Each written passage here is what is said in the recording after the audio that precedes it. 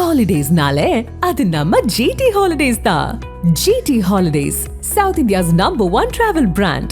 You know you are special when you're with GT Holidays. தமிழ்நாட்டுல எல்லாமே change ஆயிடுச்சு. உங்க நகையையும் சேஞ்ச் பண்ணுங்க. உங்க பழைய நகைக்கு கிராமுக்கு 150 ரூபாய் கூடுதலா வாங்கி புது நகை எடுத்துக்கோங்க. அதே கம்மி சேதாரம் தான் உங்க லலிதால மட்டும்தான். ஆச்சி மசாலா. எந்த சமையலும் ருசி தேடும் ரகசியம் 20 ரூபாய். மாண்புமிகு பேரவைத் தலைவர் அவர்களே,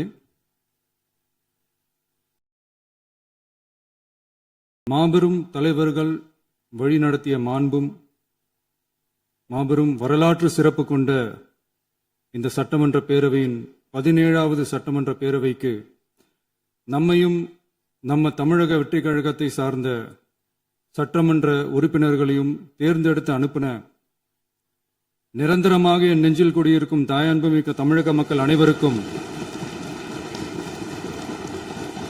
என்னுடைய மனப்பூர்வமான நன்றிகள்.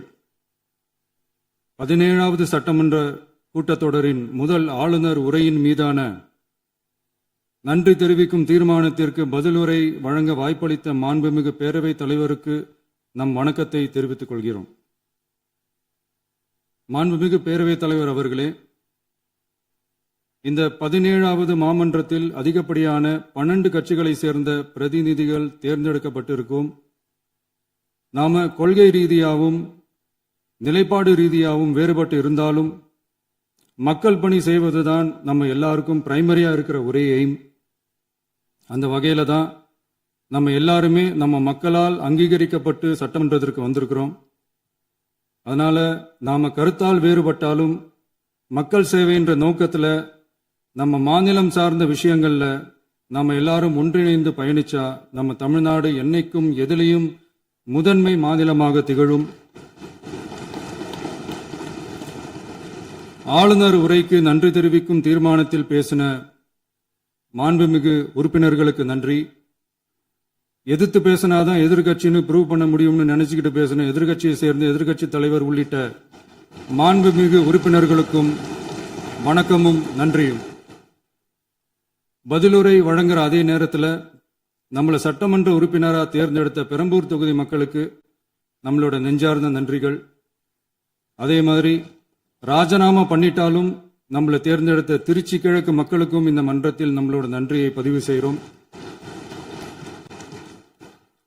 அப்புறம் நம்மளோட அரசியல் பயணத்தை பற்றியும் கொஞ்சம் பதிவு செய்ய விரும்புகிறோம். நாம ஏதோ ஷூட்டிங்லேருந்து நேராக வந்து சிஎம் ஆன மாதிரியே சில பேர் ஒரு இமேஜ் கிரியேட் பண்ணுறாங்க.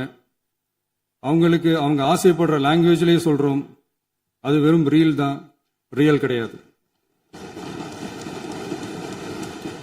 ஒரு சாதாரண நடிகனாத்தான் நம்ம கெரியர் தொடங்குச்சு. அப்புறம் அப்படியே சின்சியராக உழைச்சி மேலே வந்தோம்.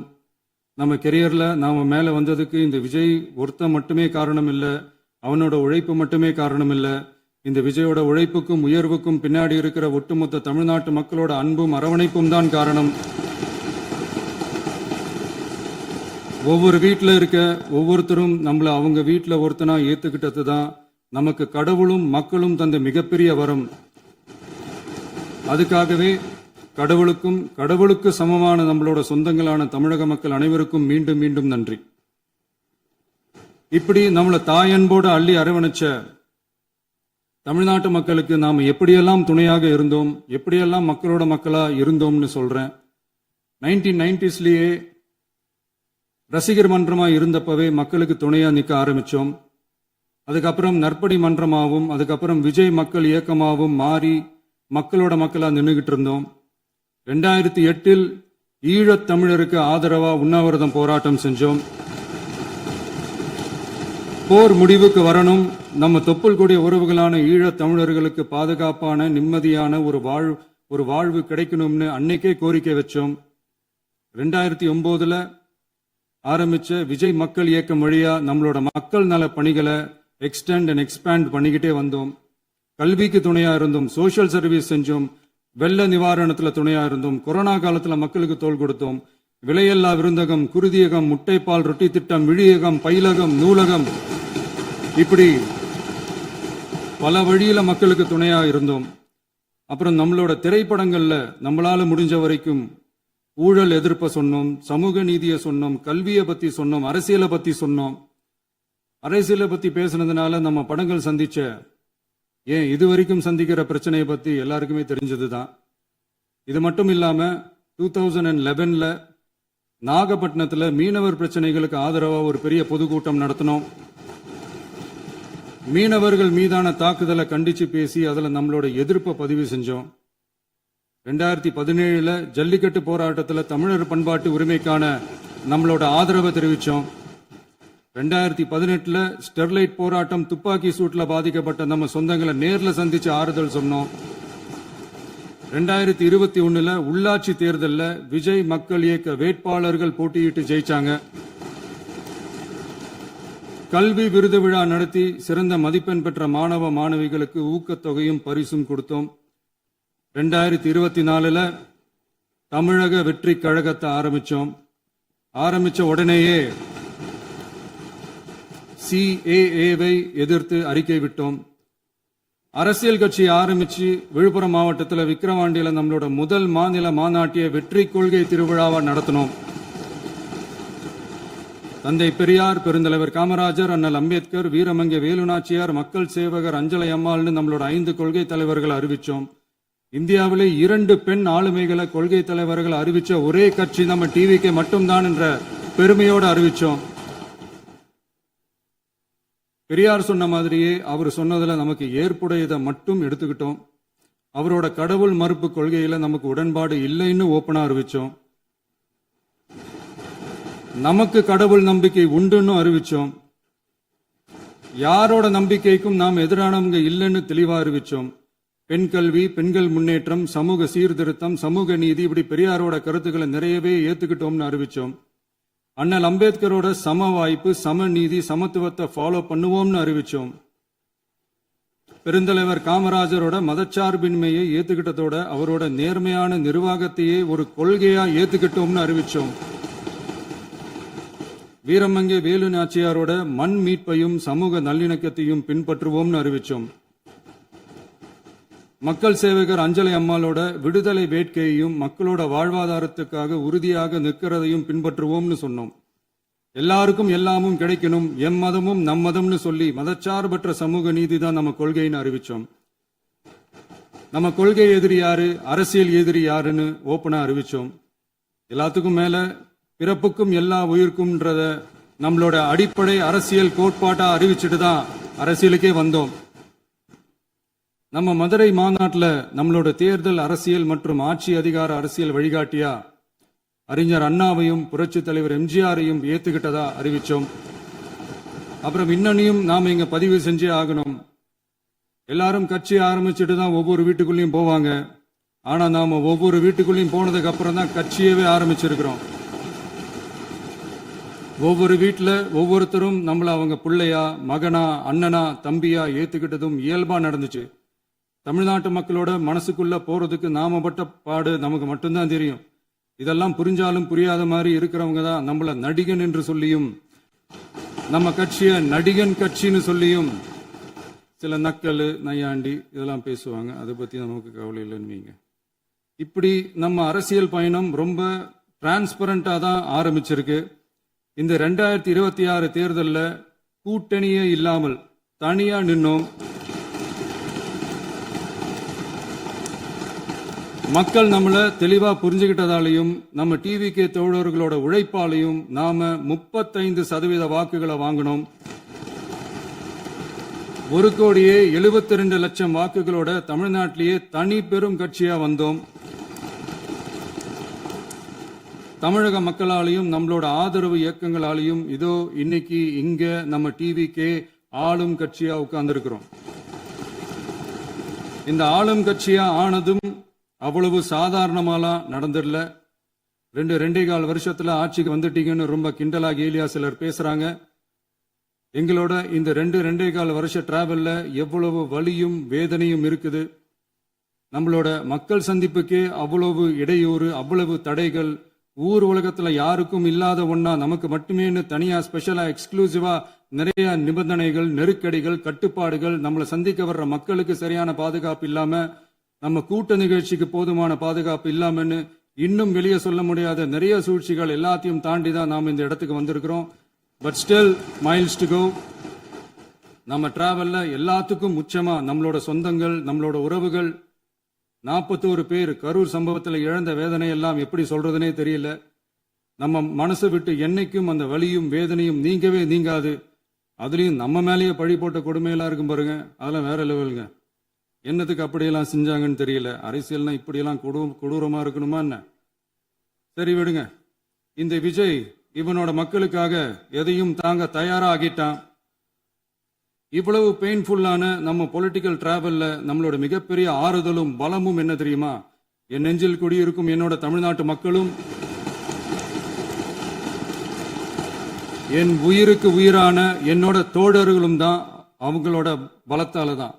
அன்னைக்கு 1967ல முன்னாள் முதல்வர் மாண்புமிகு அறிஞர் அண்ணா அவர்கள் தலைமையில் அமைஞ்ச சாமானியர்களோட ஆட்சி மாதிரி, 1977ல முன்னாள் முதல்வர் மாண்புமிகு புரட்சி தலைவர் எம்ஜிஆர் அவர்கள் தலைமையில் அமைஞ்ச மிக சாமானியர்களோட ஆட்சி மாதிரி, இதோ இன்னைக்கு அதே வரிசையில 2026 சட்டமன்ற தேர்தலில் இந்த விஜயோட தோழர்கள் இடம்பெற்ற ஒரு மிக மிக சாமானியர்களின் ஆட்சி அமைஞ்சிருக்கு.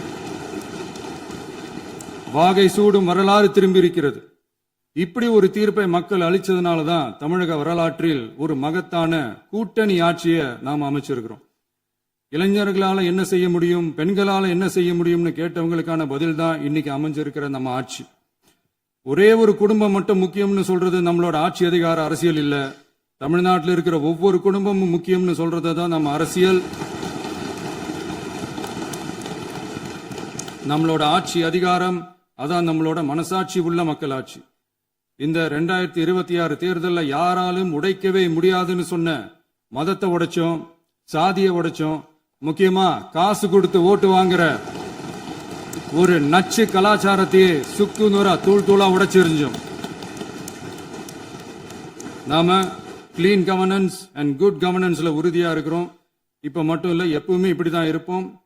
இதுல 100% இது உண்மைன்றதுனாலதான் பாரம்பரியமான தினத்தந்தி பத்திரிகை ஊழலின் ஊற்றுக்கண் அடைக்கப்படுகிறதுன்னு 16/6/2026 அன்னைக்கு ஒரு தலையங்கமே எழுதியிருக்கு. ஒரு தவறு செய்தால், அது தெரிந்து செய்தால் அவன் தேவன் என்றாலும் விடமாட்டேன் என்று எம்ஜிஆர் அன்று பாடினார். அதை இன்று விஜய் செயலில் காட்டுகிறார்னு அந்த எடிட்டோரியல்ல எழுதியிருக்கு. இந்த நேரத்தில் தினத்தந்திக்கு நம்மளோட நன்றியை தெரிவிச்சுக்கிறோம். அரசியலுக்கு வந்து 2 வருஷம் தான் ஆகுது. உங்களுக்கு என்ன தெரியும், உங்களால என்ன முடியும்னு கேலியா கேட்டவங்களுக்கு தினத்தந்தியோட பதிலை இப்போதைக்கு போதும்னு நினைக்கிறேன். என்னென்னமோ செய்வான்னு சொல்றானே இந்த விஜய், பல வருஷமா இருக்கிற ஒரு பதவி வெறி பிடிச்ச அரசியலை உடைச்சி எப்படி செய்வான்னு நம்ம மக்களை யோசிச்சிருவாங்க. இதோ இப்போ நம்ம மக்களுக்கு புரிஞ்சிருக்கும். இப்பவும் சொல்றோம், இது வெறும் ஆரம்பம் தாங்க. இந்த மாபெரும் சபையிலிருந்து கேட்கிற மக்களே, நமக்கு கொஞ்சம் அவகாசம் கொடுங்க.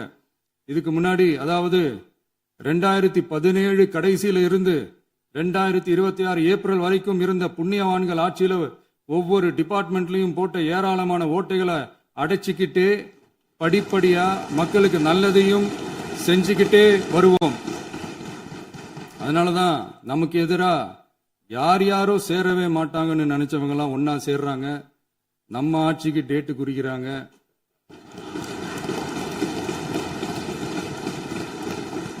சரி, அவங்கள நம்ம மக்களே பார்த்துப்பாங்க, அதை விடுங்க. நாம ஆட்சிக்கு வந்து சரியா 40 நாள் ஆகுது. அதுக்குள்ள என்ன செஞ்சீங்கன்னு கேட்கிறாங்க. ஒரு லிஸ்ட் ஒன்னு சொல்றேன் கேளுங்க. பெண்கள் பாதுகாப்புக்காக சிங்கப்பெண் சிறப்பு படை, 200 யூனிட் வரை கட்டணமில்லா மின்சாரம், போதைப் பொருள் ஒழிப்புக்காக தனிப்படை, குறுவை நெல் சாகுபடியை ஊக்குவிப்பதற்காக 134.83 கோடி சிறப்பு தொகுப்பு திட்டம், வழிபாட்டு தலம், ஸ்கூல், பஸ் ஸ்டாண்டுன்னு அதுக்கு பக்கத்தில் இருக்கிற 717 மதுபான கடைகள் மூடப்பட்டன. அங்க வேலையில் இருந்தவர்களுக்கு வேறு கடைகளில் வேலை, கவனிக்கப்படாமல் விடப்பட்ட அம்மா உணவகங்கள் புதுப்பிக்கப்பட்டன. பத்திரப்பதிவு துறையில் பகல் கொள்ளைக்கு ஃபுல் ஸ்டாப் வைக்கப்பட்டுள்ளது. வருகையில்லா ஆவண பதிவு முறை கொண்டுவர உத்தேசிக்கப்பட்ட செயல்பாட்டில் உள்ளது. அரசு மற்றும் தனியார் மருத்துவமனையில் ஸ்கேன் மையங்களில் கருவுறுவதற்கு முன் மற்றும் பின் ஏற்படும் தவறுகளை கண்காணிக்கவும், மருத்துவ நிறுவனம் முறைப்படுத்தும் சட்ட விதிகள் பின்பற்றப்படுகிறதா என கண்காணிக்கவும், மருத்துவ மற்றும் ஊரக பணிகள் இயக்கத்தின் பயன்பாட்டிற்காக 40 புதிய வாகனங்கள் வழங்கப்பட்டுள்ளது. கூட்டுறவு வங்கியின் ஏழை எளிய மக்கள் வாங்கிய கடனுக்கு முதல் முத்தாய்ப்பாக ரூபாய் 2045 கோடி தள்ளுபடி வழங்கி ஆணையிடப்பட்டுள்ளது. ஒன்றிய அரசிடம் கேட்டுக்கொண்டதற்கிணங்க கடந்த 2 வருடமாக நிறுத்தி வைக்கப்பட்ட இருந்த ஜல் ஜீவன் மிஷன் திட்டம் புதுப்பிக்கப்பட்டு ஜல் ஜீவன் மிஷன் திட்டம் 2.0 நடைமுறைக்கு கொண்டு வரப்பட்டுள்ளது.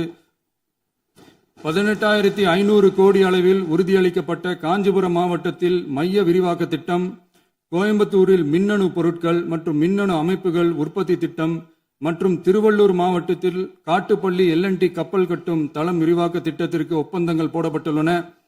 அனைத்து நிர்வாக நடவடிக்கைகளும் மின்னணு முறையில் மாற்றம் கொண்டு வர நடவடிக்கை எடுக்கப்பட்டு வருகிறது. சட்டவிரோத கல்குவாரி மற்றும் அனுமதியின்றி கனிமங்களை எடுத்துச் செல்வது தடுக்கப்பட்டுள்ளது. பல்வேறு குவாரிகள் சீல் வைக்கப்பட்டுள்ளன. கனிமங்களை கண்காணிப்பது, எல்லைகளை நிர்ணயிப்பது மற்றும் ஆளில்லா விமானம் மூலம் அளவீடு செய்வது போன்றவற்றை செயல்படுத்துவதற்கான பணிகள் மேற்கொள்ளப்பட்டு வருகின்றன. அனைத்து துறைகளிலும் அலுவலர் தலையீடு இல்லாமல் லஞ்ச லாவண்யமற்ற தமிழகத்தை உருவாக்க அனைத்து நடவடிக்கைகளும் முடுக்கிவிடப்பட்டுள்ளது. இதெல்லாம் சாம்பிள் தான், இன்னும் இருக்கு. இந்த வெறும் 40 நாளுக்குள்ளேயே இவ்வளவு செஞ்சிருக்கோம்னா இனி வர்ற நாட்கள்ல கொஞ்சம் கொஞ்சமா படிப்படியா ஸ்டெடியா உழைச்சி லஞ்சலாவணம் இல்லாத, ஊழல் இல்லாத, பெண்களுக்கு பாதுகாப்பான, சுதந்திரமான, டிரான்ஸ்பரண்டான தமிழ்நாட்டை நம்ம சொந்தங்களான தமிழக மக்களுக்கு தர்றது தான் நம்மளோட ஒன் அண்ட் ஒன்லி டார்கெட்.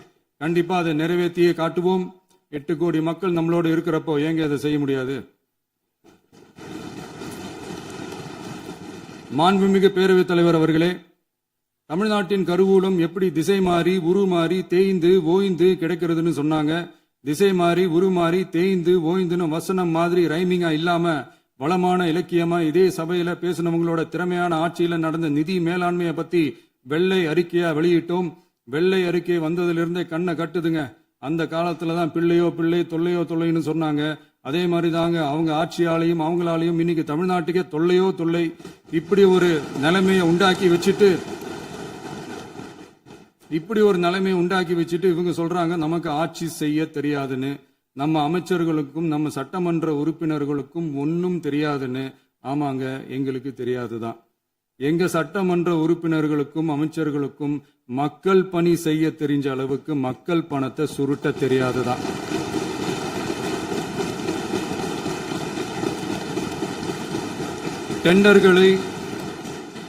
டெண்டர்களை முறைப்படுத்த தெரிஞ்ச அளவுக்கு அதோட ரேட்டை உயர்த்தி ஊழல் செய்ய தெரியாதுதான். பதவி உயர்வு வழங்கவும் பணி இடமாற்றம் கலந்தாய்வு நடத்தவும் தெரியுமே தவிர பதவி உயர்வுக்கும் பணியிட மாற்றத்திற்கும் பணம் பறிக்க தெரியாதுதான். புதிய பணியிடங்கள் உருவாக்க தெரியுமே தவிர அந்த பணியிடங்களை பணத்துக்கு விற்க தெரியாதுதான். கோயில்கள்ல நடக்கிற நிர்வாக சீர்கேட்டை தடுக்க நீங்க பேசுங்க, நீங்க கண்டிப்பா பண்ணுங்க. கோயில்கள்ல நடக்கிற நிர்வாக சீர்கேட்டை தடுக்க தெரியுமே தவிர கோயில் பணத்தை கொள்ளையடிக்க தெரியாதுதான். தங்கத்தை உருக்கி தாரை வார்க்க தெரியாதுதான். கனிம வளத்தை பாதுகாக்க தெரிஞ்ச அளவுக்கு கனிமத்தை வித்து கொள்ளையடிக்க தெரியாதுதான். அரசு வருமானத்தை அரசு கஜானாவுக்கு மாத்த தெரிஞ்ச அளவுக்கு அந்த பணத்தை தனிப்பட்ட கஜானாவுக்கு மடை மாத்த தெரியாதுதான். போதை கலாச்சாரத்தை தடுக்க தெரிஞ்சவங்களுக்கு போதை கலாச்சாரத்தை வளர்க்க தெரியாதுதான். நம்ம குடும்பத்தில் இருக்கிற பாட்டி, அம்மா, அக்கா, தங்கச்சி, குழந்தைங்களை, பெண்களை மதிக்க தெரிஞ்சவங்களுக்கு ஓசி பஸ், 1000 ரூபாய் கேஸ், இப்படியெல்லாம் பேச தெரியாதுதான். எங்க உறுப்பினர்களுக்கும் அமைச்சர்களுக்கும் மக்கள் சேவை தெரிந்த அளவிற்கு சுயநல தேவையை செஞ்சிக்க தெரியாதுதான். அதனாலதான் சொல்றோம், எங்களை பார்த்து எதுவும் தெரியாதுன்னு சொல்றவங்களுக்கு சொல்றோம், இதெல்லாம் எங்களுக்கு தெரியாதுதான். உங்களை மாதிரி முறைகேடுகளை செய்யறத நாங்க தெரிஞ்சுக்கவும் போறதில்ல, தெரிஞ்சுக்கவும் ஆசைப்படல. அத கடைசி வரைக்கும் எங்களுக்கு தெரியாமலே இருந்துட்டு போகட்டும். அதனால நாங்களும் எங்க மக்களும் வெரி வெரி ஹாப்பி தான். மாண்புமிகு பேரவைத் தலைவர் அவர்களே, எதிர்ப்பவர்கள் எதிர்க்கட்சி என்பதற்காக எங்கள் ஆட்சி மீது 1000 பழி போடலாம். ஆனாலும் தமிழக மக்களுக்கு உண்மையை உணர்த்த வேண்டியது நம்மளோட கடமை. மின்வெட்டை பொறுத்தவரை தமிழ்நாடு மின்மிகை மாநிலமாக இருந்தாலும் கடந்த காலங்களில் ஏற்பட்ட நிர்வாக குளறுபடிகளும் மின்சார சாதனங்கள் மற்றும் மின் மாற்றிகளில் ஏற்படும் பழுதாலும் வேண்டுமென்றே சிலரின் நடவடிக்கைகளாலும் இந்த மின்வெட்டிற்கு காரணமாக உள்ளது. மின் விநியோக மீட்பு நடவடிக்கைகளை ஒருங்கிணைப்பதற்காக எதிர்பாராமல் இரவு நேரங்களில் ஏற்படும் மின் தடங்களை விரைந்து சரி செய்வதில் 10 உயர்மட்ட கண்காணிப்பு குழுக்கள் மற்றும் 125 சிறப்பு மின் தடை நீக்க ரோந்து வாகனங்கள் வழங்கப்பட்டு 24 மணி நேரமும் கண்காணிக்கப்படுகிறது. கூடுதலாக தற்போது 77 புதிய மின் தடை நீக்க மையங்களும் உருவாக்கப்பட்டுள்ளன. விரைவில் இந்த மின்வெட்டு நிலைமை அறவே நீக்கப்படும். மாண்புமிகு பேரவைத் தலைவர் அவர்களே, நம்ம விவசாயிகள் எல்லாரும் நம்மள நல்லா புரிஞ்சுக்கிட்டு தமிழக வெற்றி கழகத்தை ஏத்துக்கிட்டாலும் எதிர்கட்சிகளோட தூண்டுதலால சில இடங்கள்ல சில போராட்டங்கள் நடக்குது. எதிர்கட்சிகள் என்னதான் சித்து வேலை செஞ்சாலும் விவசாய பெருமக்கள் எல்லாரும் நம்ம ஆட்சி அவங்களுக்கான ஆட்சி தான் நல்லா புரிஞ்சுதான் வச்சிருக்கிறாங்க. இந்த வருஷம் எல் நினோ விளைவா எப்பவும் இருக்கிறத விட இந்த டைம் மழை குறையுங்கிறதையும் நம்ம விவசாயிகள் உணர்ந்துதான் இருப்பாங்க. இருந்தாலும் நம்ம அரசு நம்ம விவசாயிகளோட வாழ்வாதாரத்துக்காக பக்கபலமாகவும் உறுதியாகவும் துணை நிற்கும்ங்கிறத தெரிவிச்சுக்கிறோம். நம்ம தமிழகத்தில் ஏற்கனவே நடந்த அதி அற்புதமான சூப்பரான நிர்வாக திறன் கொண்ட 50 வருஷ அரசியல் அனுபவம் கொண்ட 2.0, 3.0, 4.0 பல 0.0 மாடல் ஆட்சி நடத்த கனவு கண்டவங்களோட அட்டகாசமான ஆட்சிக்காரங்க பல்வேறு விதமான நிதி நெருக்கடியை நம்ம மக்களுக்கும் நமக்கும் பரிசா கொடுத்துட்டு போய் இருந்தாலும் கூட்டுறவு வங்கிகளின் மூலம் 75,000 வரை பயிர்கடன் பெற்று குறு சிறு இதர பெரு விவசாயிகளுக்கு 100% முழுமையான பயிர்கடன் தள்ளுபடியும் 75,000க்கு மேல் கடன் பெற்றவர்களுக்கு குறைந்தபட்சமாக 35,000 பண பயன் கிடைக்கும் அளவிற்கு மொத்தம் 14,43,504 விவசாயிகளுக்கு ரூபாய் 5,932.23 கோடி பயிர்கடன் தள்ளுபடி வழங்கப்பட்டுள்ளது. மாண்புமிகு பேரவைத் தலைவர் அவர்களே, நாம ஒன்றியத்தில் கூட்டுறவு கூட்டாட்சி, மாநிலத்தில் சுயாட்சி என்ற கொள்கையை கொண்டவங்க தான் ஏற்கனவே அறிவிச்சிருக்கிறோம். தற்போதைய ஒன்றிய அரசு சார்ந்த கட்சியுடன் அரசியலில் கொள்கை அளவில் நேர் எதிராக நிக்கிறவங்க தான் நாம. அதே சமயத்தில் எதுக்கெடுத்தாலும் கண்ணை மூடிக்கிட்டு ஒன்றிய அரசோட மோதல் போக்கை விரும்புறவங்க நாம இல்ல. நமக்கு எப்பவுமே தமிழகத்தின் வளர்ச்சி மட்டும்தான் முக்கியம். அதுக்காக நம்மளோட அரசியல் ரீதியான கொள்கைகளையோ மாநில உரிமைகளையோ கொஞ்சம் கூட விட்டு கொடுக்கவே மாட்டோம். அதுல ரொம்ப தெளிவாகவும் உறுதியாகவும் இருக்கிறோம். இனியும் இப்படித்தான் இருப்போம். அதுல ஒருபோதும் மாற்றமே இருக்காது. அதனால இதுல யாரு திசை திருப்ப வேலையில் ஈடுபட்டாலும் அவங்க எல்லாரும் மக்கள் மத்தியில் தோற்பது உறுதி. எனவே நம்ம மக்களுக்கோ சிறுபான்மை சகோதரர்களுக்கோ நம்ம ஆதரவு இயக்கங்களுக்கோ எந்தவித சந்தேகமும் வேண்டாம். நாம் யாரோட டீமும் இல்ல. நாம எப்பவுமே பியூரான பீப்புள்ஸ் டீம். இன்னும் சொல்ல போனா நாம secular team, social justice team. மாண்புமிகு பேரவைத் தலைவர் அவர்களே, அரசு விழாக்கள், கல்வி நிறுவனங்கள் மற்றும் பல அதிகாரப்பூர்வ நிகழ்ச்சிகளோட தொடக்கத்துல நம்ம தமிழ்தாய் வாழ்த்த பாடுறதுதான் வழக்கமா இருக்கு. தமிழ்தாய் வாழ்த்த பொறுத்த வரைக்கும் நம் அரசு இதுல நம்மளோட உறுதியான நிலைப்பாட்டை ஒன்றிய அரசுக்கு மிக தெளிவா தெரிவிச்சிருக்கு. அது இல்லாம இதில் மாநில அரசின் கொள்கைக்கு ஏற்ப ஒன்றிய அரசின் அறிவிக்கையில் திருத்தம் மேற்கொள்ள கோரிக்கையும் விடுக்கப்பட்டுள்ளது. நீட் தேர்வை பொறுத்தவரை கிராமப்புற மற்றும் பொருளாதார ரீதியாக பின்தங்கிய மாணவர்களுக்கு சமமான வாய்ப்பை வழங்குவதில்லை. மருத்துவ கல்வியில் சமூக நீதி மற்றும் சம வாய்ப்பை நீட் பாதிக்கிறது என்பதை உணர்கிறோம். எனவே மருத்துவ படிப்புகளுக்கான சேர்க்கையை 12ஆம் வகுப்பு மதிப்பெண்களின் அடிப்படையில் நடத்த வேண்டும் என்று நமது அரசு வலியுறுத்தி வருகிறது. மத்திய அரசிடம் நீட்டிலிருந்து தமிழ்நாட்டிற்கு விலக்கு வழங்க வேண்டும் என்று கோரிக்கை விடுத்துள்ளது. மாண்புமிகு பேரவைத் தலைவர் அவர்களே, பேரறிஞர் அண்ணா அவர்கள் தலைமையிலான அரசு 1968 இருமொழி கொள்கையை நடைமுறைப்படுத்தியது. தமிழ் ஆட்சி மொழி, தமிழ் மொழியை பாதுகாப்பது, மாணவர்களுக்கு ஆங்கிலத்தின் மூலம் உலக அளவிலான வாய்ப்புகளை வழங்குவது, எந்த ஒரு மொழியையும் கட்டாயமாக திணிப்பதை தவிர்ப்பது மற்றும் எதிர்ப்பது, நிலத்தின் மொழி மற்றும் பண்பாட்டு அடையாளத்தை பேணுவது என்பதை நம் தமிழக வெற்றிக் கழக ஆட்சி ஏற்றுக்கொண்டுள்ளது. எனவே தமிழ்நாட்டில் தமிழ் ஆட்சி மொழி மற்றும் இருமொழி கொள்கை என்பதில் நமக்கு மாற்று கருத்தே இல்லை.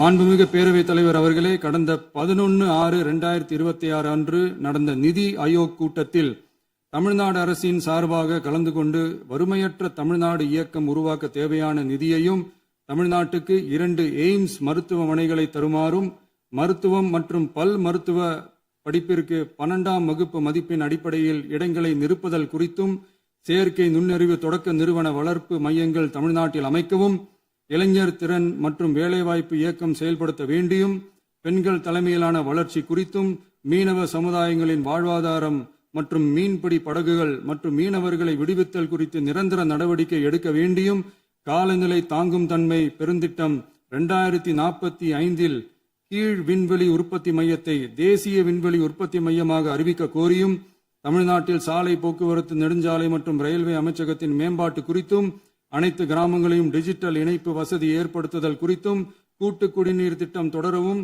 அரசின் விழாக்களில் தமிழ்தாய் வாழ்த்துக்கான முதலிடத்திற்கான கோரிக்கையும், மேகதாது அணை கட்டுமான நிறுத்தத்தை உறுதிப்படுத்தவும், மாநிலத்தின் மீது மும்மொழி கொள்கையை வற்புறுத்தாமல் புதிய கல்விக் கொள்கையை திணிக்காமல் தமிழகத்திற்கான கல்வித்தொகை ரூபாய் 3284 கோடியை விடுவிக்க கோரியும், ஆண்டுதோறும் 5 லட்சம் இளைஞர்களுக்கு உதவித்தொகையுடன் கூடிய பணியினை தொழில்நுட்ப பயிற்சி வழங்க ஒத்துழைப்பு வழங்குமாறும், ஒகேனக்கல் 3ஆம் கட்ட கூட்டு குடிநீர் திட்டத்திற்கான நிதி ரூபாய் 2283.40 விடுவிக்கவும், வேலை வாய்ப்பு மற்றும் வாழ்வாதாரத்துக்கான உத்தரவாத திட்டத்தின் கீழ் வேலை வாய்ப்புகளை உருவாக்க உடனடி நடவடிக்கை மேற்கொள்ள வேண்டியும் மற்றும் திருக்குறளை தேசிய இலக்கியமாக அறிவிக்குமாறும் தமிழ்நாடு சார்பில் பேசியுள்ளோம் என்பதை தெரிவித்துக் கொள்கிறோம்.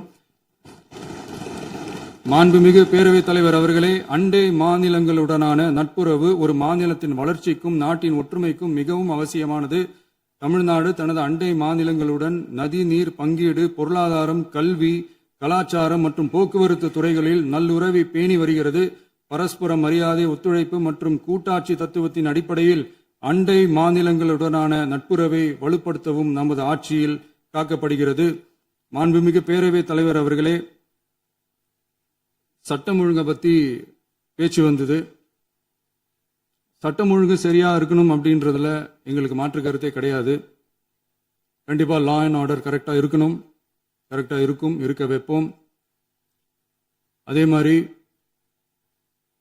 பெண்கள் பாதிக்கப்படுறதையும் இங்க யாராலையும் சகிச்சுக்கவே முடியாது. அதுக்கான கடுமையான நடவடிக்கைகள் நம்ம அரசு எடுத்துக்கிட்டு இருக்கிறோம். இந்த சிங்கப்பெண் சிறப்பு அதிரடிப்படை கூட அதுக்கான ஒரு ஃபர்ஸ்ட் ஸ்டெப் தான். அதே மாதிரி இந்த போதைப் பொருள் நடமாட்டம் அதை கண்ட்ரோல் பண்றதுக்கும் நம்ம அரசு கடுமையான நடவடிக்கைகள் எடுத்துக்கிட்டு இருக்கிறோம். அதையும் கண்டினியூ பண்ணி எடுப்போம். மாண்புமிகு பேரவைத் தலைவர் அவர்களே, இப்ப நான் சொன்ன இந்த பிரச்சனைகள்லாம் 2026 போன மாசம் மே மாசம் 10ஆம் தேதி புதுசா வந்துடல. இதெல்லாம் பல வருஷமா இருக்கிற பிரச்சனைகள் தான், பல வருஷமா கண்டுக்காம விட்ட பிரச்சனைகள் தான். இன்னைக்கு எதிர்கட்சிக்காரங்க அதை பத்தி கேட்கும் போது எனக்கு அது அக்கறையா தெரியல, அவதூறு அரசியலா தான் தெரியுது, பழி போடுற அரசியலா தான் தெரியுது. இப்படி அவதூறு பழி போடுறவங்களை பார்த்து ஒன்னே ஒன்று தான் கேட்கணும்னு தோணுது. கடந்த 9-10 மாசமா நம்ம ஸ்டேட்ல சட்டம் ஒழுங்கு டிஜிபியே இல்லை.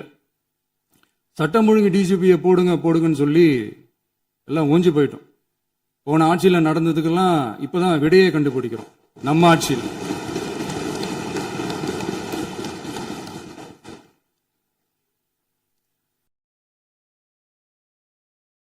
இந்த போதைப் பொருள் நடமாட்டம்லாம் தாறுமாறா அப்படியே பரவி கொட்டி கிடக்குது. இதெல்லாம் இனிஷியல் ஸ்டேஜ்லயே யார் கண்ட்ரோல் பண்ணியிருக்கணும்? போலீஸ் டிபார்ட்மெண்ட் அப்போ யார் கையில இருந்தது? இத்தனை கேள்வி நம்மளை பார்த்து கேட்கறாங்களே, ஒரே ஒரு கேள்வி தான் நான் கேட்கணும்னு தோணுது. போலீஸ் டிபார்ட்மெண்ட்டை கையில வச்சுக்கிட்டே பிகினிங்லயே இனிஷியல் ஸ்டேஜ்லயே இந்த போதைப் பொருள் நடமாட்டத்தை ஏன் கண்ட்ரோல் பண்ணல? மனசாட்சி உள்ளவங்க இந்த பிரச்சனையெல்லாம் ஏன் நடக்குதுன்றது அவங்களுக்கே நல்லா தெரியும்.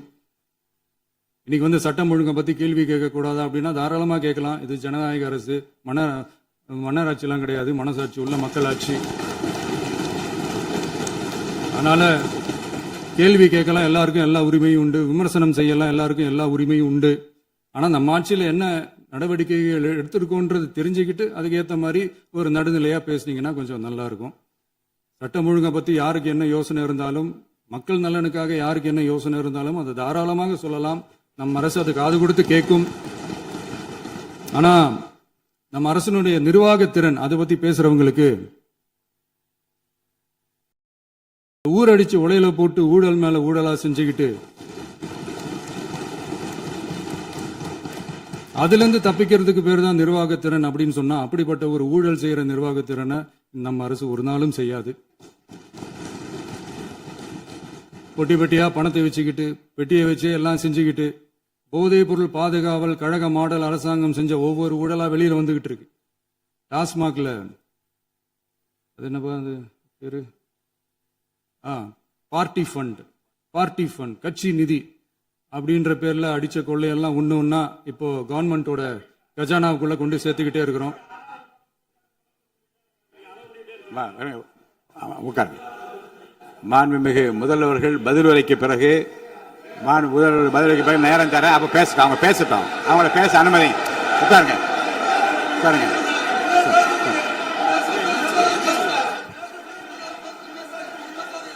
மாண்புமிகு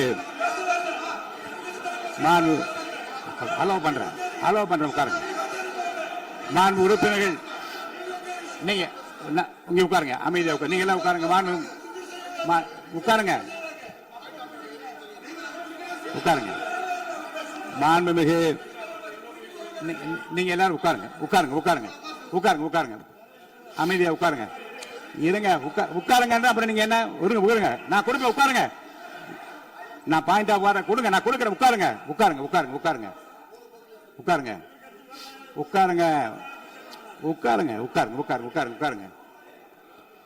மாண்புமிகு முதல்வர் அவர்கள் கோர்வையாக நிதானமாக சொல்லிக்கொண்டே இருக்கிறார். நீங்க குறிப்பெடுத்து வைத்துக் கொள்ளுங்கள். பேசி முடித்தவுடன் நான் உங்களுக்கு அவகாசம் தருகிறேன். நீங்க ஒண்ணு சொல்லுங்க, என்ன என்பது நீங்க சொல்லுங்க. உங்க சொல்லுகிற வாய்ப்பை நான் உங்களுக்கு தருகிறேன். இப்பொழுது மாண்புமிகு முதலமைச்சர் உங்கள் உரையை தொடரலாம்.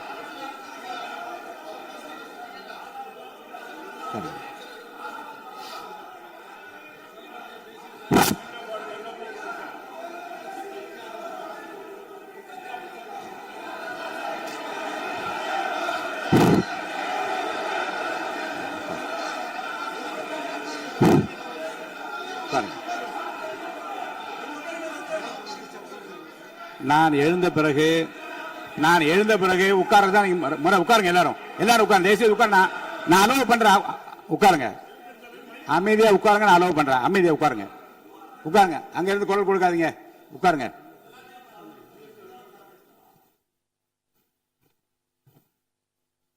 இனிமையான இந்த விவாதத்தில்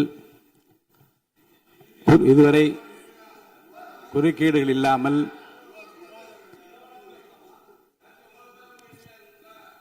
கொஞ்சம் அமைதியா இருங்க. மாண்புமிகு முதல்வர் அவர்கள் பேசி முடித்தவுடன் பாயிண்ட் ஆஃப் ஆர்டர் கேட்டிருக்கேன். நான் அனுமதிக்கிறேன். எதிர்கட்சி தலைவருக்கு மட்டும் நான் அனுமதி தருகிறேன். அவர் எழுந்து பேசலாம். மாண்பு முதலமைச்சர் நீங்க கண்டினியூ பண்ணி முடிக்கலாம். நீ எல்லாரும் எழுந்துச்சீங்கன்னா சரி வராது. உட்காருங்க. நான் சொல்லியிருக்கேன். உட்காருங்க.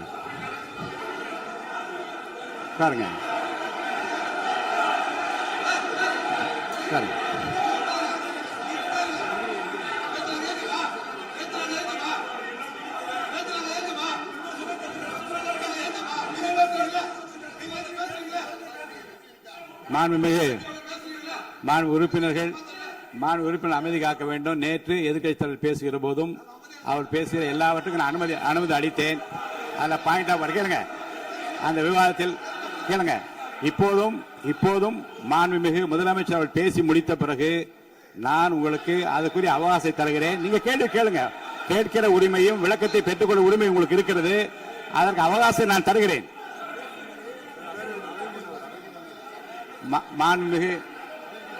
மாண்புமிகு உறுப்பினர் அமருங்க. நான் என் தீர்ப்பை சொல்லுகிறேன். மாண்புமிகு முதலமைச்சர் அவர்கள் பேசி முடித்தவுடன் எதிர்க்கட்சி தலைவருக்கு அந்த வாய்ப்பை நான் தருகிறேன்.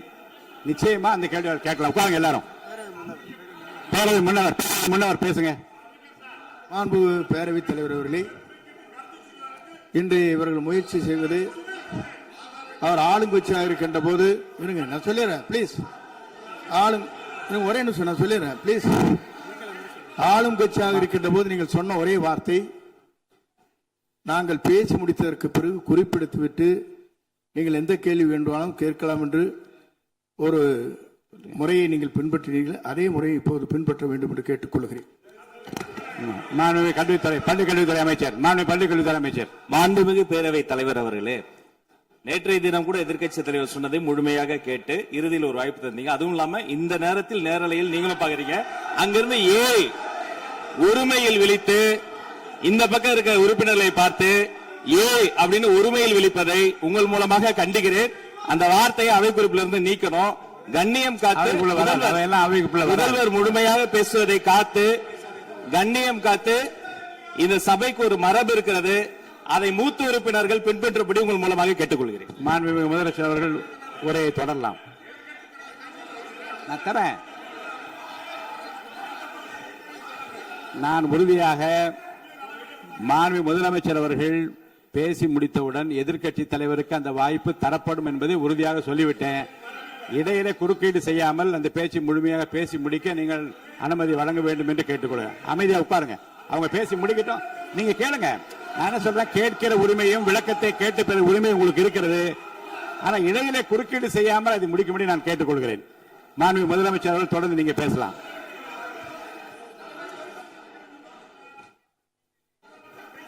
எதிர்க்கட்சி தலைவர்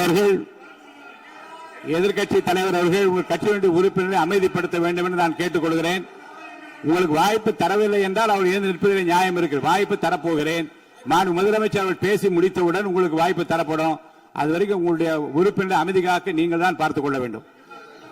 மாண்புமிகு அவை முன்னவர். மாண்புமிகு பேரவைத் தலைவர் அவர்களே, அவர் அப்போது சொன்னது வேறு, இப்போது நடந்து கொள்கிற முறைகள் வேறாக இருக்கிறது. அன்றைக்கு அவர் சொல்லுகிற போது அமைச்சர் அத்தனை பேரும் பேசி முடித்ததற்கு பிறகு உங்களுடைய கருத்துக்கள் ஏதாவது தெரிவிக்கலாம்.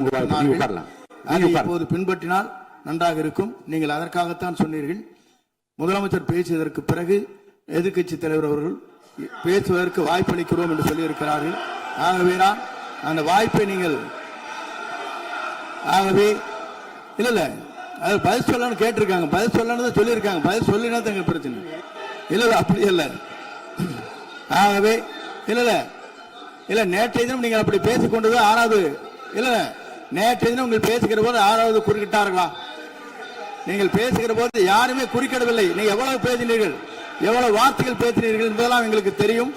யாருமே அதில் குறுக்கிடவில்லை. இது முதலமைச்சர், எங்கள் முதலமைச்சர் எதிர்க்கட்சி தலைவர் பேசுகிற போது யாரும் குறுக்கிட வேண்டாம் என்று சொன்னார்கள். அதை நாங்கள் பின்பற்றினோம். ஆனால் இன்றைக்கு நீங்கள் பின்பற்றவில்லை என்பதால் வேதனையாக இருக்கிறார். முன்னவர் நேற்று எதிர்க்கட்சி தலைவர் பேசுகிற போது அடுக்கடுக்காக குற்றச்சாட்டுல வைத்தார்.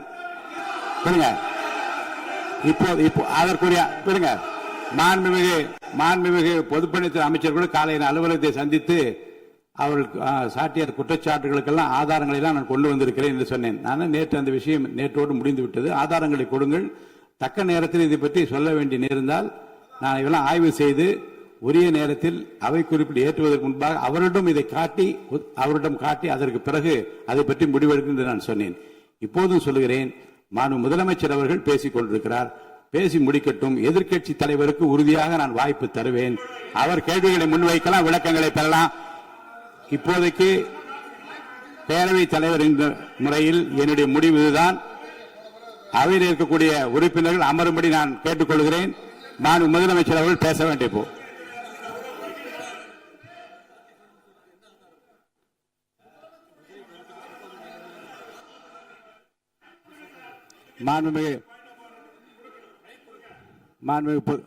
இருங்க. அதை முன்னவர் பேரவைத் தலைவர் அவர்களே, நேற்றைய தினம் நீங்கள் முழுமையாக பேசினீர்கள். உங்கள் பேச்சுக்கள் எப்படி இருந்தது என்பதும் நாடறியும். இருந்தாலும் கூட நாங்கள் அமைதியாக இருந்தோம். இல்ல நீங்க இருங்க. ஒவ்வொரு வார்த்தைக்கு இருங்க. நீங்க மின்வெட்டையில நீங்க சொன்னீங்க. உங்களுடைய முன்னாள் அமைச்சர் ஆற்காடு வீராசாமி இருக்கிற போது மின்வெட்டால் தான் நாங்கள் ஆட்சியை மாறியது என்றெல்லாம் சொன்ன கதையெல்லாம் இருக்கு. அதெல்லாம் சொன்னோம்னாங்க. நாங்களே அமைதியா இருந்தோம். அதுக்காக நீங்க தயவு செய்து எதிர்க்கட்சி தலைவருக்கு வாய்ப்பளிக்கிறார்கள். அந்த வாய்ப்பை நீங்கள் அவர் முதலமைச்சர் பேசுவதற்கு பிறகு பேசினால் அழகாக இருக்கும். அவை முன்னர் பள்ளி கல்வித்துறை அமைச்சர். மாண்புமிகு பேரவைத் தலைவர் அவர்களே, அவர் ஒரே ஒரு வார்த்தையை தான் சொன்னார். பார்ட்டி ஃபண்ட் என்ற வார்த்தையை கேட்டு எதிர்க்கட்சி நண்பர்கள் கோபப்படுகிறார்கள். ஆனால் அதன் மீது உங்களுக்கு பாயிண்ட் ஆஃப் ஆர்டர் தருவதாகவும் நீங்கள் வந்து சட்டப்பேரவை தலைவர் சொல்கிறீர்கள். நேற்றைய தினம் இதே போல வெற்றி தலைவர் அவர்களினுடைய வழிகாட்டில் வளர்ந்த நாங்கள் சகிப்புத்தன்மையோடு அவர்கள் பல வார்த்தைகள் சொன்னார்கள். புதிதாக சோஃபா மாடல் என்றார்கள், குதிரை பேரம் என்றார்கள், எத்தனையோ வார்த்தைகள் சொன்ன போது சகிப்புத்தன்மையோடு அதை கேட்டு பொறுமையாக இருந்தோம். இவர்கள் குதிரை பேரம் எல்லாம் அவைக்குள் நீக்கப்பட்டு விட்டது. சரி, சோஃபா மாடல் என்று சொன்னார்கள். ஆதாரம் கேட்டு இப்படி எழுந்து நாங்கள் கொந்தளிக்காமல் ஒரு சட்டமன்றத்தில் ஒரு உறுப்பினர் எப்படி நடந்து கொள்ள வேண்டும் என்பதற்கு எடுத்துக்காட்டாக தமிழக வெற்றி கழகத்தின் உறுப்பினர்கள் நடந்து கொண்டார்கள். இப்போது மதிப்பிற்குரிய எதிர்க்கட்சி தலைவர் அவர்களை உங்கள் ஊடாக நான் கேட்பது என்னவென்றால், அவர்களினுடைய கட்சி உறுப்பினர்களை அவர் அமைதிப்படுத்தி முதல்வர் அவர்கள் உரையை முழுமையாக கேட்டு சகிப்புத்தன்மைக்கு சட்டமன்றத்தில் இந்த பக்கம் மட்டுமல்ல அந்த பக்கமும் எடுத்துக்காட்டாக இருப்பதற்கு அவர் வழிவகை செய்ய வேண்டும் என்று உங்கள் மூலமாக கேட்டுக்கொள்கிறேன். பொதுப்பணித்துறை அமைச்சர்.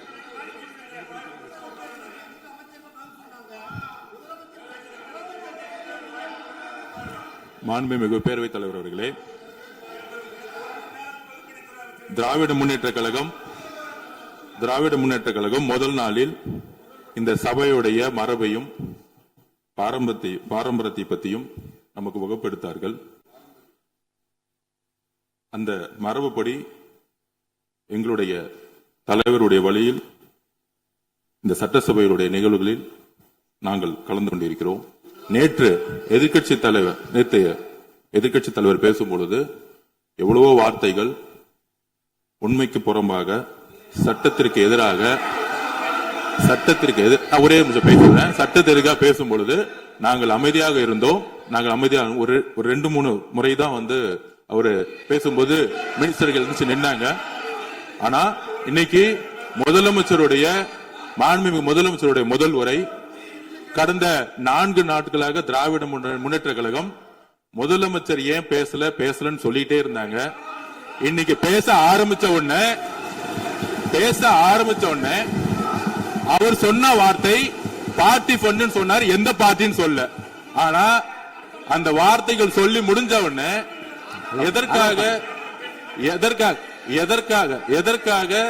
எதற்காக முதலமைச்சருடைய பேச்ச இவங்க வந்து குறுக்கிறாங்கன்னு தெரியல. நீங்கள் சொன்னதுபடி முதலமைச்சர் பேச வேண்டும். பேசிய பின்பு கருத்துகளுக்கு பதிலளிக்க அவர்கள் பதிலளிக்கும், நாங்களும் பதிலளிக்க தயாராக இருக்கிறத பதிவு பண்றோம். மாண்பு முதலமைச்சர் அவர்கள்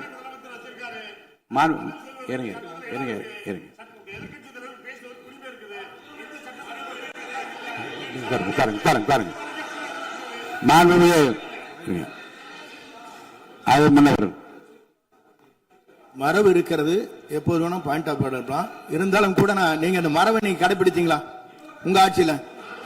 நீங்க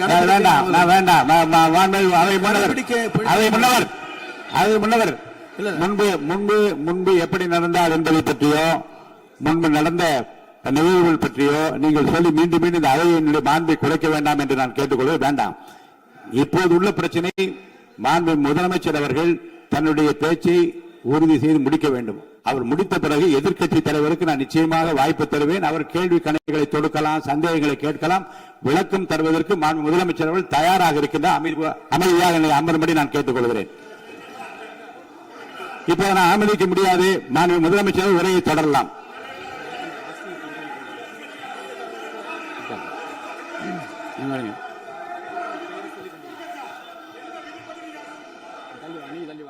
மாண்புமிகு உறுப்பினர் ஆஸ்டின் உங்க இடத்துல போய் உட்காருங்க. மாண்புமிகு உறுப்பினர் ஆஸ்டின், நீங்க ஒரு மூத்த உறுப்பினர், சபை விதிகளை நன்கு தெரிந்த ஒரு உறுப்பினர், நீங்க போய் இடத்துல உட்காருங்க. முதல்ல மாண்புமிகு முதலமைச்சர் அவர்கள் உரையை தொடரலாம். இப்போது எந்த விதமான பாயிண்ட் ஆஃப் ஆர்டர்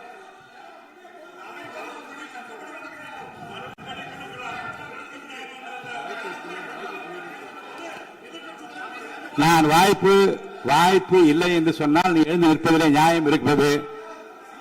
உட்காருங்க. வாய்ப்பு உறுதியாக எதிர்க்கட்சி தலைவருக்கு பாயிண்ட் ஆஃப் ஆர்டர் மட்டுமல்ல, உட்கார்ந்து அவர் பேசிய பேச்சுக்கள் என்னென்ன இருங்க, என்ன என்ன என்ன என்ன என்ன உங்களுக்கு சந்தேகம் இருக்கிறதோ, வினாக்கள் இருக்கிறதோ அதை நீங்க கேட்கலாம். அவர் பதில் சொல்வதற்கு தயாராக இருக்கிறார். பேசி முடிக்கின்ற வரை அமைதி காக்கும்படி உங்களை நான் கேட்டுக்கொள்கிறேன். மாண்புமிகு எதிர்க்கட்சி தலைவர் முழு ஒத்துழைப்பை நீங்கள் தர வேண்டும் என்று நான் எதிர்பார்க்கிறேன்.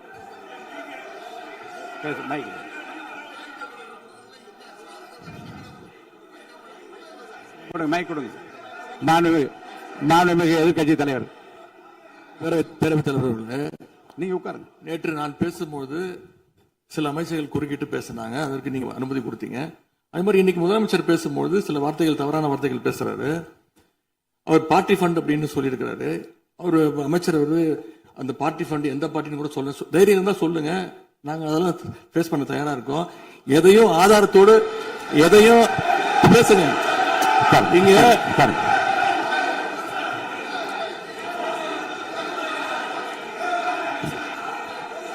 அது மாதிரி பேரவைத் தலைவர் அவர்களே, நேற்று நான் பேசி முடிஞ்சோடனே நீங்க அவை முடிஞ்சிருச்சுன்னு சொல்லிட்டீங்க. நாங்கெல்லாம் வீட்டுக்கு போயிட்டோம். வீட்டுக்கு போய் டிவி போட்டு பார்த்தா அங்க இன்னொரு அமைச்சர் இன்னும் பதில் சொல்லிட்டே இருந்திருக்கிறாரு. அதற்கெல்லாம் நாங்க இப்ப என்ன பதில் இது, என்ன மரபு இது? நீங்க இப்ப பேசிக்கிட்டே இருப்பீங்களா? நாங்க அதை பார்த்துக்கிட்டே இருக்கணுமா? அதே மாதிரி இன்னைக்கு முதலமைச்சர் அவர்கள் பேசும்போது நாங்களும் அமைதியா கேட்டுட்டு தான் இருந்தோம். ஆனா சில கருத்துக்கள் அவர் பேசும்போது அதை நாங்க அனுமதிக்க முடியாது. ஆதாரத்தோடு ஏதாவது பேசணும்னா, குற்றச்சாட்டுகள் சொல்லும் போது ஆதாரத்தோடு சொன்னீங்கன்னா அதை நாங்க ப்ரூவ் பண்றதுக்கு தயாராக இருக்கு. மாண்புமிகு உறுப்பினர் அவர்கள் இருங்க. நேற்று மாண்புமிகு எதிர்க்கட்சி தலைவர்கள் பேசியதும் மாண்புமிகு பொதுப்பணித்தலைவர்கள் பேசியதும் ஆதாரம் இல்லாமல் பேசக்கூடாது என்று நான் சொன்னேன். ஆய்வு செய்து நீக்கப்பட வேண்டியது நீக்கும் என்று சொன்னேன். இப்போது மாண்புமிகு முதல்வர் அவர்கள் பேசி முடிக்கட்டும். நீங்கள் கூறிய கருத்துப்படி அதில் ஆதாரங்கள் இல்லாத குறிப்பாக இருந்தால் அதை நீக்குவதற்குரிய உரிமை எனக்கு இருக்கிறது. ஆய்வு செய்து நான் நடவடிக்கை எடுப்பேன். இப்போது மாண்புமிகு முதலமைச்சர் அவர்கள் பேசலாம். இந்த டாஸ்மாக் மாதிரியே பல டிபார்ட்மெண்ட்லயும், மறுபடியும் சொல்றேன், கட்சி நிதின்ற பேர்ல அடிச்ச கொள்ளைய ஒன்னா கவர்மெண்டோட கஜானாக்குள்ளேயே கொண்டு சேர்த்துக்கிட்டே இருக்கிறாங்க. இப்பவும் சொல்றேன், மக்கள் பணத்துல இருந்து ஒரு பைசா கூட தொடமாட்டோம், தொடவும் விடமாட்டோம், தொட்டா விடமாட்டோம். இதுக்கு முன்னாடி தொட்டவங்களையும் விடமாட்டோம்.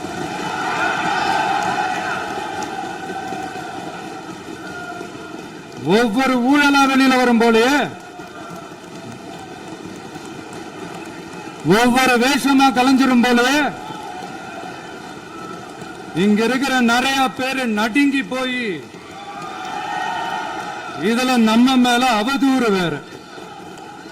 இப்ப புதுசா ஒரு வெப்பன் ஒண்ணு கொண்டு வந்திருக்காங்க. அது என்ன தெரியுமா? அவங்க தயவால தான் நம்ம ஆட்சி நடக்குதான். மக்கள் தயவால இந்த ஆட்சி நடந்துகிட்டு இருக்கு. மனசாட்சி உள்ள சக்திகளோட ஆதரவால இந்த ஆட்சி நடந்துகிட்டு இருக்கு. நாங்க தான் அனுப்பி வச்சோம் அப்படின்றாங்களே. அனுப்பி வச்சவங்களுக்கு மினிஸ்ட்ரியில இடம் கொடுத்தா ஏன் கதறீங்க? ஏன் இவ்வளவு கோபம்? ஏன் இவ்வளவு கதறல்? இதுல இன்னொரு முக்கியமான விஷயம், மார்க்சிஸ்ட் கம்யூனிஸ்ட் கட்சி நமக்கு ஆதரவு கொடுத்தது சுயேட்சையா எடுத்த முடிவுன்னு சொல்றாங்க. அதே மாதிரி இந்திய கம்யூனிஸ்ட் கட்சி நமக்கு ஆதரவு கொடுத்தது சுயேட்சையா எடுத்த முடிவுன்னு சொல்றாங்க. இதுல எங்க இருந்து நாங்க தான் அனுப்பி வச்சோம்னா புரியலையே. மக்களுக்கு நல்லா புரியும். எல்லாத்தையும் தெளிவா பார்த்துக்கிட்டு இருக்கிறாங்க.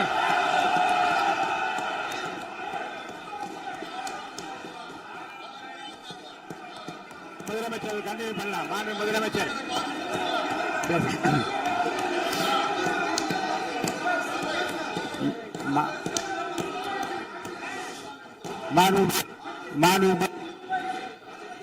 முதலமைச்சர் கண்டினியூ பண்ணலாம்.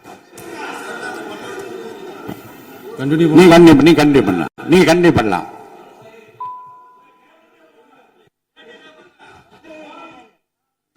இந்த சமூக நீதி அரசுன்னு சொல்றவங்களை பார்த்து கேட்கிறேன், நம்ம பட்டியலின சகோதரர்களுக்கு எத்தனை அமைச்சர் பதவி கொடுத்தீங்கன்னு கொஞ்சம் சொல்ல முடியுமா? ஆனா நம்மளுடைய அரசுல 8 அமைச்சர் பதவிகள் யாருக்கு? நம்ம பட்டியலின சகோதரர்களுக்கு. எல்லாம் நம்ம அண்ணன், நம்ம தம்பி, நம்ம தங்கச்சிங்க. அண்ணல் அம்பேத்கர் அவர்களுடைய கிட்டத்தட்ட 100 ஆண்டு கால கனவு இப்ப நிறைவேறி இருக்கு. நான் ஏன் கொஞ்சம் சவுண்டா பேசுறேன் அப்படின்னா அவங்களுக்கு கேட்கணுன்றதுக்காக, தப்பா எடுத்துக்காது. அதே மாதிரி பெண்களோட பாதுகாவலர் நாங்க தான் அப்படின்னு சொல்லிக்கிறவங்கள கேட்கிறேன், எத்தனை பெண்களுக்கு அமைச்சர் பதவியில இடம் கொடுத்தீங்க கொஞ்சம் சொல்ல முடியுமா? எங்க அரசுல 4 சகோதரிகளுக்கு அமைச்சர் பதவி கொடுத்திருக்கிறோம்.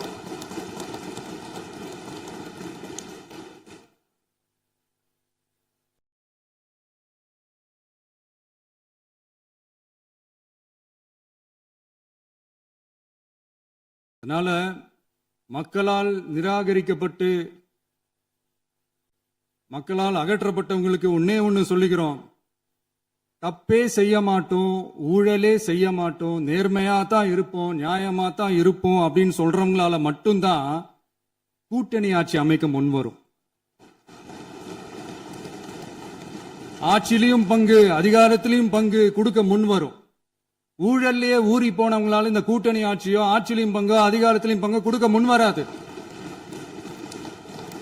மெஜாரிட்டி இருந்தாலும் தரமாட்டாங்க, மெஜாரிட்டி இல்லைனாலும் தரமாட்டாங்க. கேட்டா ரெடிமேடா ஒரு பதில் ஒண்ணு வச்சிருப்பாங்க, கூட்டணி ஆட்சியை மக்கள் விரும்ப மாட்டாங்கன்னு. அதே மக்கள் தான் இப்ப அவங்கள பார்த்து சிரிக்கிறாங்க. நான் பதவி ஏத்த அன்னைக்கு கொஞ்சம் டைம் அவகாசம் கேட்டேன். எதுக்கு கேட்டேன்? நிதி நிலைமைலாம் கொஞ்சம் மோசமா இருக்குது, அதெல்லாம் கொஞ்சம் சரி செஞ்சுக்கிட்டு படிப்படியா கொஞ்சம் கொஞ்சமா நான் கொடுத்த வாக்குறுதிகள்லாம் செயல்படுத்துவேன், அதுக்காக கொஞ்சம் டைம் அவகாசம் கேட்டேன். நான் ஏதோ வேற எதுக்காகவோ வேற யாருக்காகவோ ஏதோ அவகாசம் கேட்ட மாதிரி. அடுத்து இங்க சபையில இல்லாதவங்களை பத்தி பேச வேண்டாம்னு நினைக்கிறேன்.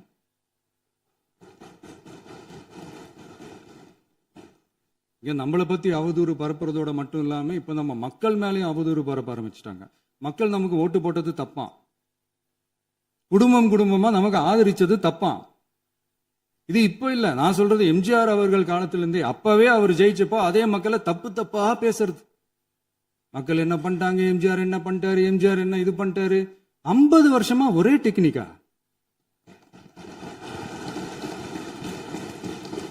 டெக்னாலஜி எல்லாம் மாறி வேற எங்கேயோ போயிட்டு இருக்கு. பஸ் இதுல கொஞ்சம் டெக்னிக்காச்சும் கொஞ்சம் மாத்தினா கொஞ்சம் நல்லா இருக்கும். அதனால மக்களுக்கு யூஸ்ஃபுல்லா இருக்கிற மாதிரி இந்த ஆக்கப்பூர்வமான கருத்துக்களோ ஆக்கப்பூர்வமான யோசனைகளோ இருந்தா சொல்லுங்க, அதை நாங்க டெஃபரெண்டா எடுத்துக்கிறோம். ஆனா அதை விட்டுட்டு இந்த நக்கல், நையாண்டி, சம்பந்தம் இல்லாத பேச்சு இதெல்லாம் பேசிட்டு அப்புறம் முதல்வர் பதில் சொல்லல, முதல்வருக்கு பதில் சொல்ல தெரியல அப்படின்னா அப்புறம் என்ன சோஃபா மாடல் ஆட்சியா? அது என்னன்னு புரியறதுக்கே எனக்கு ரொம்ப நாள் ஆச்சு. இந்த sofa set, table chair, teapoy, furniture பிசினஸ்லாம் வேற எங்க வெளியில போய் பண்ண சொல்லுங்க.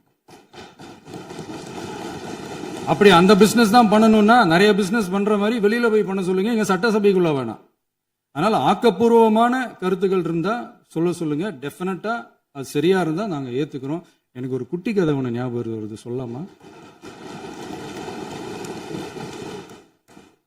ஒரு ஊர்ல ஒரு பெரியவர் வெயில் ரொம்ப ஜாஸ்தியா இருக்குன்னு சொல்லிட்டு கண்ணுக்கு மேல கை வச்சுக்கிட்டு இப்படி சுத்தி முத்தி தேடிக்கிட்டு இருந்தாராம்.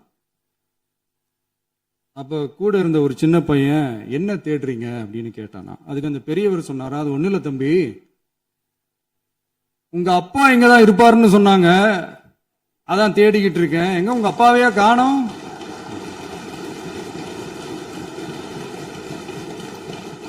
இல்ல அந்த எங்களுக்கும் நக்கலா நையாண்டியா சம்பந்தம் இல்லாத குட்டி கதை இதெல்லாம் எங்களுக்கும் பேச தெரியும். அந்த கதையில பெரியவர் அப்படி சொன்னாராம், தப்பா எடுத்துக்காதீங்க. அந்த கதையில பெரியவர் அப்படி கேட்டாராம். அதனால யாரும் இங்க டென்ஷன் ஆக வேணாம். அதனால இன்னொரு இந்த என்னுடைய உரையை முடிக்கிறதுக்கு முன்னாடி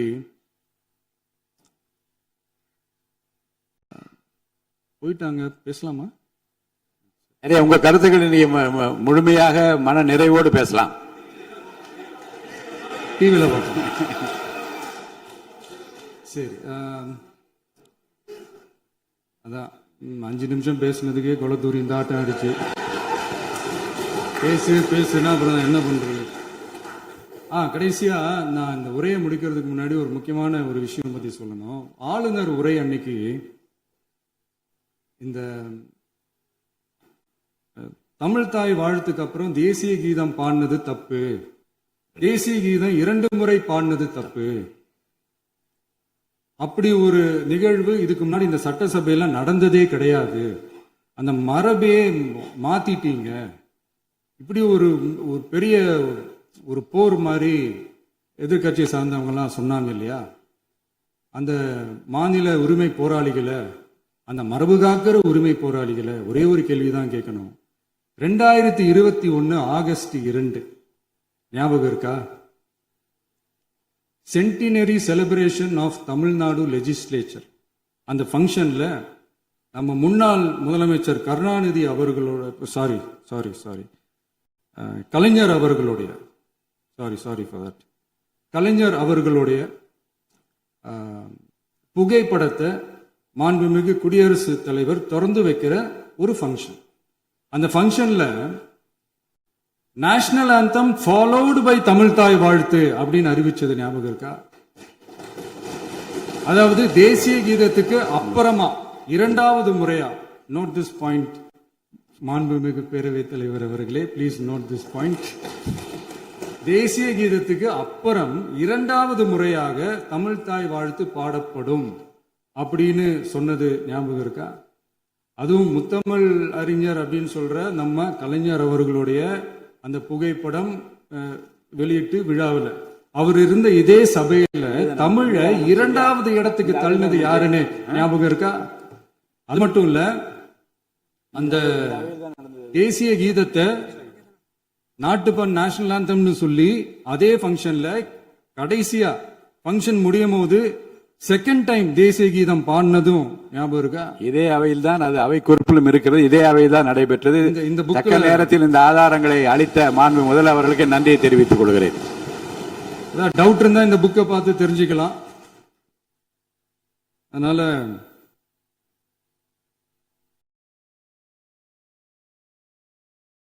எல்லாம் கேட்டா என்ன சொல்லுவாங்கன்னா, அது ஜனாதிபதி கலந்துகிட்ட ஃபங்க்ஷன், அதெல்லாம் அப்படிதான், அதெல்லாம் கண்டுக்க கூடாது அப்படின்னு சொல்லுவாங்க. இதே மாதிரிதான் பேசுறது ஒண்ணு, செய்யறது ஒண்ணு, பேசுறது ஒண்ணு. இதெல்லாம் மக்கள் பார்த்துக்கிட்டு இருக்காங்க. எலெக்ஷனுக்கு முன்னாடி தான் அப்படி செஞ்சுக்கிட்டு இருந்தாங்க, இப்ப எலெக்ஷனுக்கு அப்புறம் அதே தான் செய்யறாங்க. இந்த விஜயையும் சாமானியர்களின் உண்மையான சமூக நீதி அரசையும் அவமானப்படுத்துறதுக்கு தான் அவங்களோட அந்த பொலிட்டிக்கல் சீனியாரிட்டி அது பயன்படுத்துது போல. சரி, செய்யட்டும், நல்லா செய்யட்டும். இப்போ ஆனாலும் நம்மளுடைய மாநில உரிமை, மொழி உரிமை, உத்தமபுத்திரர் போல வேஷம் போடுற எதிர்கட்சிக்கு ஒன்றை மட்டும் ஆணித்தரமாக சொல்றோம். உங்களை மாதிரி தமிழ்னு சொல்லிக்கிட்டு, மொழி, பண்பாடு, கலாச்சாரம்னு சொல்லிக்கிட்டு ரெட்டை வேஷம் போடுறவங்க நாங்க கிடையாது. உலகெங்கும் வாழும் என் தமிழ் சொந்தங்களுக்கு நம்முடைய உத்தரவாதம் தமிழ் தான் எங்க உயிர் நாடி அப்படின்றத மறக்க மாட்டோம். இப்பவும் சொல்றோம், மாநில உரிமையில எப்பவும் உறுதியா இருப்போம். அதே சமயத்துல அரசியல் வேற, ஒன்றிய மாநில அரசுகளுக்கு இடையே இருக்கிற நிர்வாக அணுகுமுறை வேற. இதுல நாங்க ரொம்ப தெளிவா இருக்கிறோம். அதனால எங்களுக்கு பாடம் எடுக்கிறதா நினைச்சுக்கிட்டு உங்க வேஷத்தை நீங்களே கொஞ்சம் கொஞ்சமா கலைச்சுக்கிட்டே வர்றீங்க, மறந்துடாதீங்க. அப்புறம் நேத்து எதிர்கட்சி தலைவர், மாண்புமிகு எதிர்கட்சி தலைவர் பேசும்போது நிறைய பேசினாங்க. அதுல ஒண்ணு மட்டும் அரசு சொல்றதா நினைச்சுக்கிட்டு நம்மளை இன்டைரக்டா ஈவில் அப்படின்ற அந்த வார்த்தையை யூஸ் பண்ணாங்க. எனக்கு ஒண்ணுதான் சொல்லணும்னு தோணுது. ஈவில்ஸ்னு டெவில்ஸ் பேசக்கூடாது.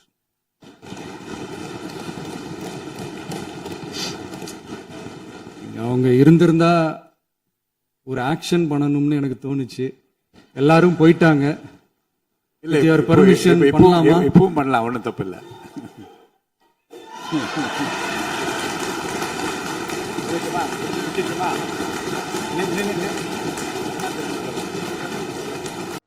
நக்கீரன் டிவிக்கு சப்ஸ்கிரைப் செய்யுங்கள்.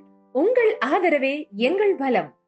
ஆசிரியர்களுக்கு நண்பனாகவும் மாணவர்களுக்கு ஆசானாகவும் திகழும் தேர்வு வழிகாட்டி.